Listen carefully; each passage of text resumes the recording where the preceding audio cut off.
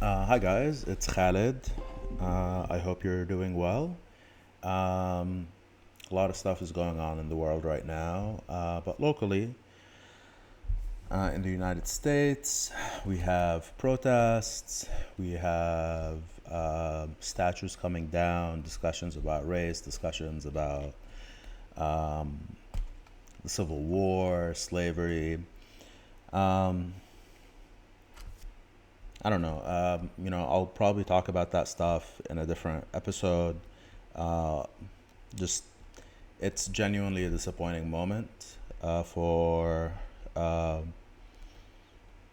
for my project, or like what I describe as my project, and I'm gonna get into it in this episode, where I'm gonna start just talking about or trying to work through this problem of how do you create politics that's fit for the supposed task that I'm outlining for myself. Because the politics that we have today, and as evidenced by what's occurring right now, um, is is not serious and is not fit for purpose, at least my purpose. So, what is my purpose? Let me start out before I go into that. Um, Let me start out. So, like, the point of this episode is to talk about what my goal is. Uh, I'm gonna formulate kind of like a problem statement that um, that can be used as an anchor for me to work through the kind of uh, politics, people, organizations, practices, ideologies that would fit in advancing towards that goal, right? It'll be like this thing, like this reference point that you always interrogate. You say, okay, is the thing that I'm doing right now politically, does it help or does it hurt this goal? And be able to use that as a razor to make a decision as to whether to pursue this politics or not. So it's always healthy to start with a goal, and this is what I'm going to try to do. In order to facilitate that, or kind of explain how I arrived at this goal, I just want to talk about a few things about how I think about the world politically, or how I've arrived at this form of thinking. In the sense that, quite simply, here's what I think. Um, the way the history is animated, the thing that dictates most of what's going on in our lives is are two things. One are initial conditions, and two, the rules of society. So our initial conditions is like who has what in society, and in terms of money, in terms of influence, in terms of education, in terms of connection, in terms of skill, how is that distributed? And then the second piece is that the rules of society, what does it do to those initial conditions from day to day, month to month, year to year, and decade and century, actually? And as it stands, what we have is a system that's incredibly stable. And what that means is that over the course of the years, decades, and centuries, the initial conditions are largely maintained for rich and poor. And the only trend that does occur is that the rich get richer and the poor get poorer in a purely relative point of view, right? Um, that's fine. Um, some people love it. It has certain positive qualities.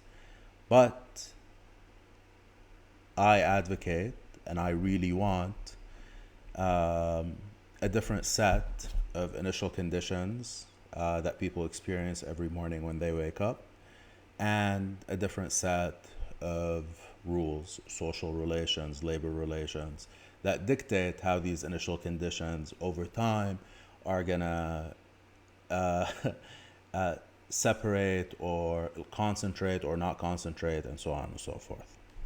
Um,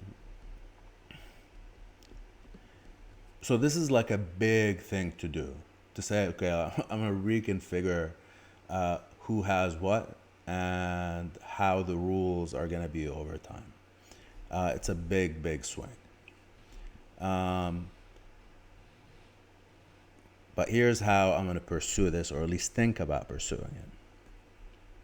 I realize the another factor that comes into play here is this thing about time.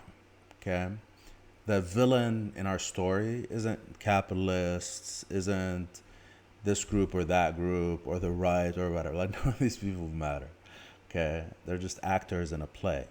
Okay, the only thing that's really a monstrous villain is time. This tick tock that's happening nonstop, this ceaseless march of time. Within it lives a little political nugget that's going to dictate how best to conceive of our goal. And that political nugget is that as time goes by, most of the time the system is incredibly stable. Its institutions are strong, its legitimacy is unquestioned, and people are just trying to get by. Every once in a while, okay, this is a thing that happens in an unpredictable fashion for the most part, a crisis occurs. Okay, this crisis occurs, the legitimacy of the system is called into question, the power of the system is diminished, right? And people's social imaginations about what's possible, okay, is expanded. Okay, these are the opportunities in time where change can happen. Now, change can happen in multiple different ways. And how we conceive of crisis is really important in determining the kind of politics that we pursue or we think might best be pursued. So one way of conceiving of crisis is as like a lottery ticket. And so every time it happens, you don't know whether or not you're going to win or lose, but sort of the odds are the same. And most of the time it's a long shot. What that advises for a lot of people is let's get some shit going. Let's get some protests happening.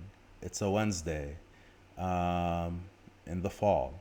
Let's create an Abolish Wednesdays movement and start protesting in the streets. Because if your basic assumption is that the crisis itself creates the possibility of a possible outcome, and that possibility is not modulated by anything, then might as well basically keep throwing the dice as much as possible. Okay, this is a naive way of thinking about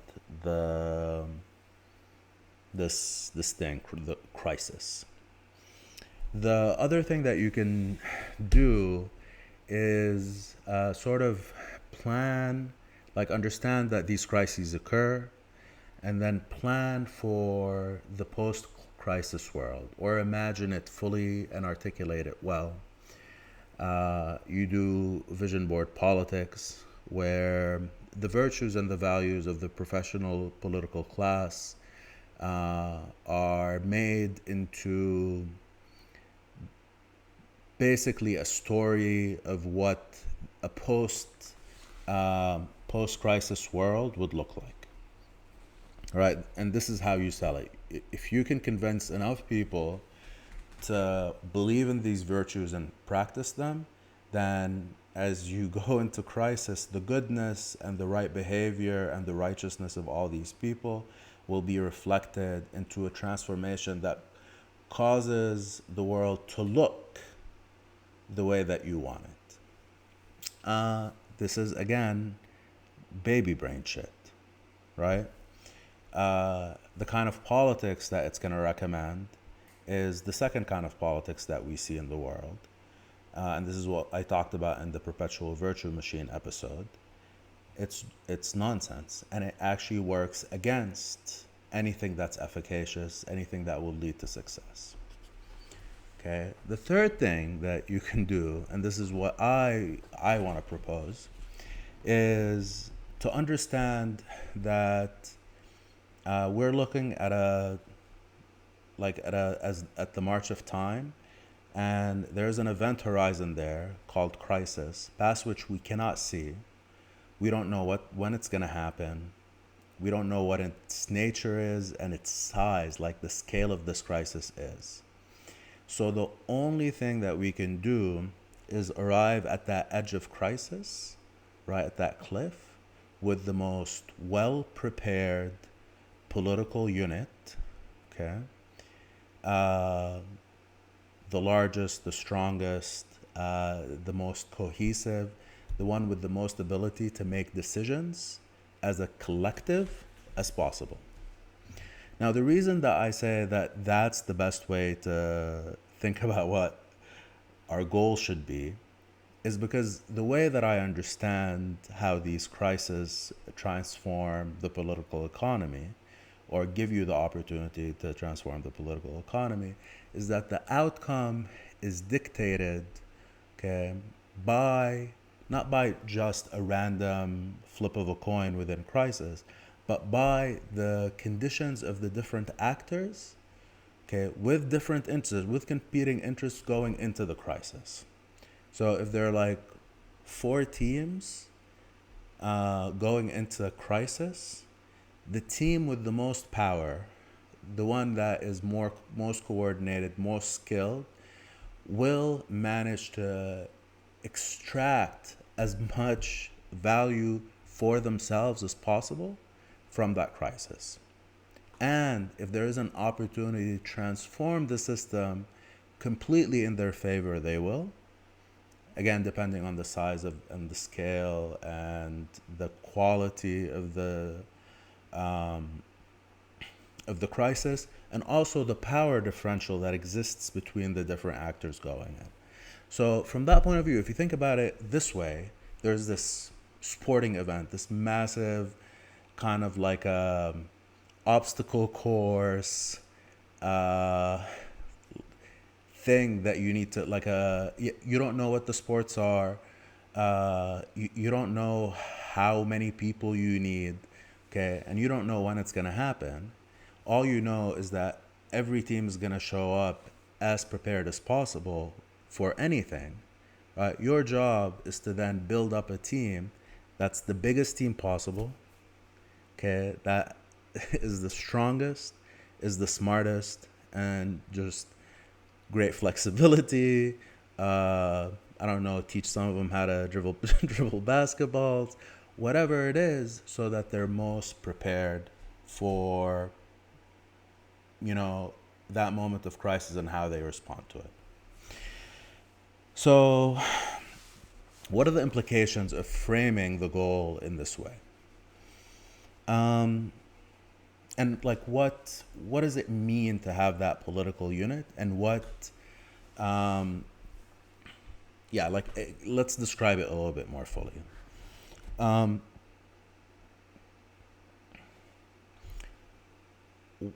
where we start is by recognizing who the teams are in this at that edge of crisis. And really, what I care about are two primary teams that have any chance of competing. Okay, one is called Team Capital. They're the reigning champions. They got their shit together. They have the best steroids, all that shit.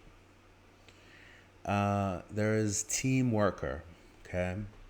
And Team Worker has a natural antagonism with Team Capital because the way Team Capital gets all its power is by basically extracting it from Team Labor or Team Worker, okay? So that hostility is there, and that hostility is really, if everybody realizes it within Team Worker, is the thing that brings them all together.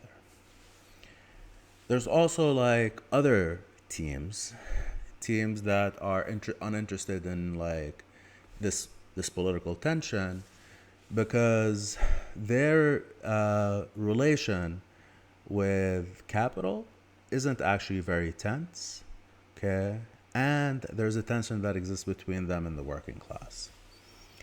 Um, these are the people that I referred to as the professional managerial class before, but it's just like the people who if the stock market does well, they're doing well, right? Their company's giving them options.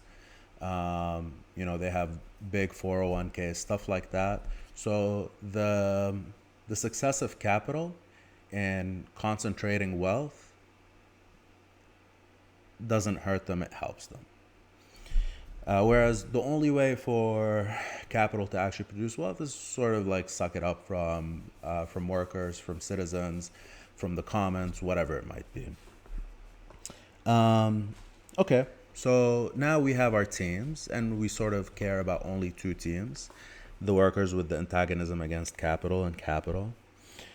Um, so the job is to have the team that I'm cheering for, team worker, at the edge of crisis, be as prepared as possible for that encounter.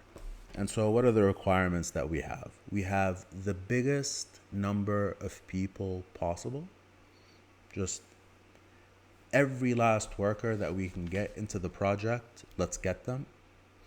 We want ideological alignment between them. Okay, so we want the average member of this political constituency, this political unit, to understand their interests to be completely shared amongst all of them. There are like a set of interests that they all share, and those interests for them are the most important interests for the politically. Okay, that's ideological alignment, maximum ideological alignment, and you just want to push that higher and higher. And finally, you want them to have material power. So the ability to control their labor. If they want to do a work stoppage, they can do a work stoppage. Within the context of our capitalist system, they can exercise power. Some of it is just being able to secure basic needs in their lives, like healthcare, like childcare, like education, things that remove financial stresses and enable them to gain skills, even dignity, like all the stuff that makes them more capable actors, political actors at the moment of crisis. Okay, so those are the conditions that that group needs to be in.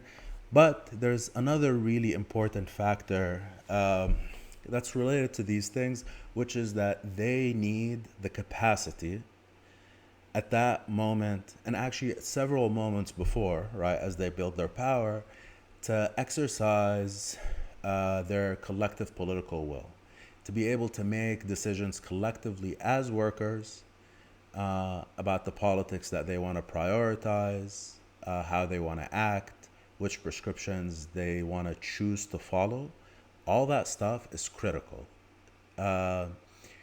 Agency and the exercise of will as a group, okay, is the key to building and reinforcing the solidarity.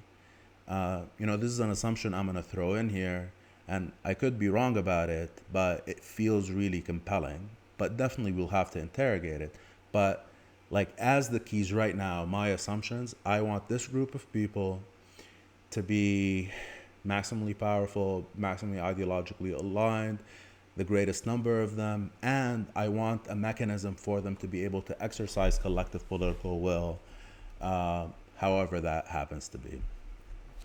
So that kind of puts the long-term goal, okay? And the only problem here is that we have this time dimension that we can't control and the unknown nature of the crisis.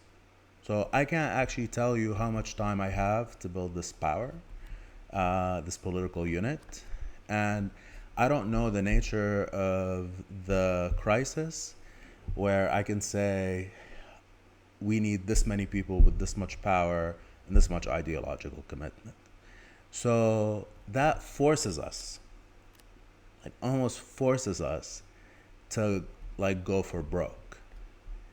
Okay, to understand that the primary thing to do is maximize velocity. So the more proximal goal, okay, the thing that we need to keep working on right now, and honestly every waking minute until the next crisis comes in, is to build a political machine that is capable of producing that outcome, and over time improve it so that it can create a bigger group, faster, more aligned, and so on and so forth, right? Because we need that. That's our optimization because it's unpredictable. We just have to run as fast as possible, okay, and get better and better over time because we don't know when the shit's gonna hit the fan. Okay, sorry. Uh, so then the job becomes building a machine that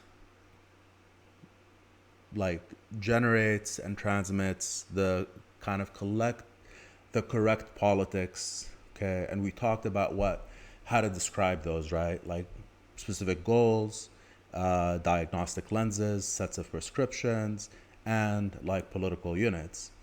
And so go through, build those ideologies, spread them amongst people, and have that process get faster and faster and faster as we tune the politics that we end up choosing. So that's sort of like I know it doesn't sound impressive. It's like, yeah, what did this guy say? It's just like, we need the workers to be together and have solidarity. But the key here is I've created like this thing, and this is what I want to insist that we consider it as like a fucking razor. And it's going to define not only what we want to accomplish, but what we don't want to accomplish. So at any given moment, if I want to decide what's politically meaningful and wise to do, the only thing that I need to ask is, does it advance the cause of building the machine that's going to bring me closer to my goal? That's it. Am I getting closer to my goal or further away by engaging in this kind of politics, these kinds of behaviors, using these kinds of practices? So a lot of stuff, once you start thinking that way, starts to look dubious, starts to look counterproductive, and starts to look toxic.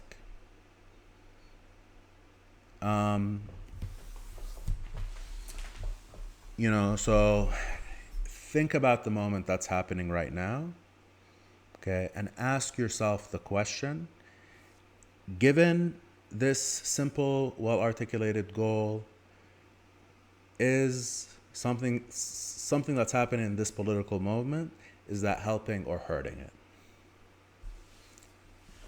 That's genuinely the question that you need to ask yourself. Again, maximum number of people all aligned amongst a single political project, okay, focused on their collective interests. So the lowest common denominator is stuff that they share, which is wanting to have like an equitable distribution of the initial conditions, are as equal as possible moving forward. So that's like, it becomes a razor that allows us to not only specify our goal, but what our non-goals are. And that's the key. Immediately you discover that this project, this articulation of the problem, one, it generates a lot of work, right? Because then now we have to work backwards and figure out which things fit and which things don't fit, and what things we need to invent to actually serve this pursuit and make it faster and more efficient and produce better quality results. But it inherently has a tension built in with the current political model that makes it not only, incompatible, but genuinely antagonistic. Okay, and you can sort of see it by the inherent tension within the project itself, in the sense that if, let's say, I'm sitting here building this machine, and this machine is supposed to do what I said I want it to do, which is give people the power to exercise political agency through like mechanisms of like voting or choosing or whatever it is, right? Again, I don't know any of the answers. I'm just exploring. That means that I'm designing a machine for my own obsolescence, or at least the obsolescence of my political opinions, not their obsolescence, but the diminishing of their value, right? With every person that gets added into the project, my voice has less value. Um, and I don't know about you, but if I had to guess what the current political class thinks about that, how they understand politics, that's not the relationship. That's the inverse of the relationship they want to create. The last thing they want is a universal working class making decisions about political priorities, right? Because they all suspect, and it's almost guaranteed, that the priorities that a universal working class is going to decide on collectively are going to be dramatically different than what they individually want, because their optimizations are relatively narrow, and their optimizations, this professional political class, are about things that aren't primarily economic, right? So the way it works, left, right, across the board, is people set up their little shops of issues, and then they either try to build some sort of popular support for them through whatever marketing, public relations means they have, because none of these things have real constituencies. Um, so each person has a shop, and it's the relationship is like a top-down relationship. I believe that open borders is the right thing to do. And now my goal is to make open borders what everybody else believes. This is the way that the current political model works. It's top down, it's authoritarian, right? And the person who advocates for open borders within the system is loath to give power to the working class to make that specific decision. Whether they want to discuss it, whether they oppose it, whether they approve it, right? Or whether they just want to deprioritize, they just don't want to talk about it. Same thing, like, I care about the Palestinian cause a lot, right? I would love for us to care about it as a country. Um, but I know for a fact that there's a very, very, very, very small chance, or actually almost no chance, that a universal working class will put that on the top of any political agenda that they have. So, like, the tension is already obvious between me acting as a political actor and what the machine that I'm claiming that I want to build. And this is a problem that I need to solve for myself and for like any entity that tries to engineer this machine to create a powerful political unit of workers. Okay? Because like organizational design is destiny. Like how you design your organization is going to define what we're going to do based on our incentives. But this is like me being incredibly, or like trying to be upfront and self-aware. But you can see how much bigger, how much more amplified it is for the existing political class who don't understand or aren't trying to understand politics as I see them. They don't think about primarily building political power. All they want to think about is advancing their individual pet issues. And then they have like this nonsense of, for example, intersectionalities, like, okay, we broke up the working class into a million pieces, and now we're going to put it together with this fairy dust glue called intersectionality, and somehow it's going to make a whole, right? It's just nonsense. Um, so the left doesn't actually want this. The right doesn't actually want this, right? If I believe in, um, if I have a pro-life position on the right, at the least, the last thing I want is I want the universal working class to make a decision as to whether that's an important or unimportant issue to prioritize politically. Because chances are they won't, because they don't give a shit. Collectively, that's not the thing that's going to bring them together. So they're going to naturally dismiss it. They're going to de-emphasize it. So me as an asshole on the right who cares about, not an asshole, but somebody who has a certain um, um, understanding of life and certain set of values instilled in them by whatever, okay? I care about it. And I don't want workers to make that decision. So everybody is really an enemy. Like the people who are established right now, who have convinced themselves that the politics that they're pursuing at this moment is a natural enemy of a project like this. Um, anyways, like I guess this is all I want to say. Um, I just wanted to give you a taste of how I'm gonna approach thinking about this. This is me just thinking out loud, like my thinking process about this kind of stuff. And now that we have a goal, a description, like we want to build a machine that over time becomes better and better and faster at creating this universal working class political unit and its ability to exercise political will. Okay. Then we start solving all the little pieces associated with how to make that a reality. Um, so there'll be more of these as I try to fill in the gaps. There are a cajillion of them right now. And honestly, sometimes there are false starts, right? This could be the wrong goal and the wrong optimization. This is like one of the big challenges of like dealing with politics and political engagement with people today. It's the silly insistence that the answers are already here and you either have them or we need to go look them up in some book somewhere. Uh, and it's just an argument over which old book and which old like political philosopher said the right thing or the wrong thing.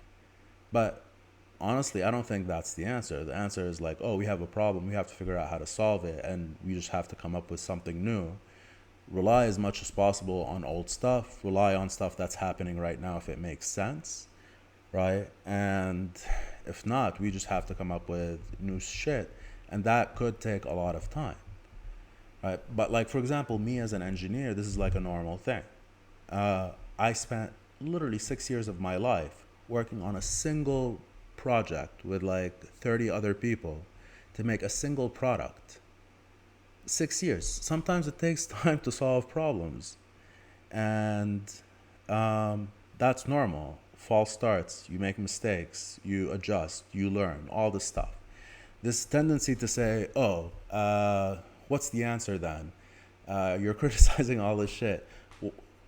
Like, what's your answer? I'm like, I don't know, but I'm willing to work on it. As long as like other people are willing to also engage in good faith, uh, and and have this back and forth and actually try to build on something. That's all I ask.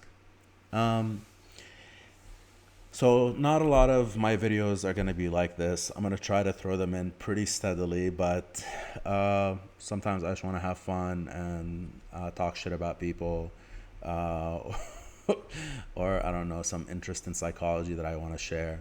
Anyways, thank you for your time. I hope this was useful, a little peek into my thinking process, as sloppy as it is. And I'll talk to you next time.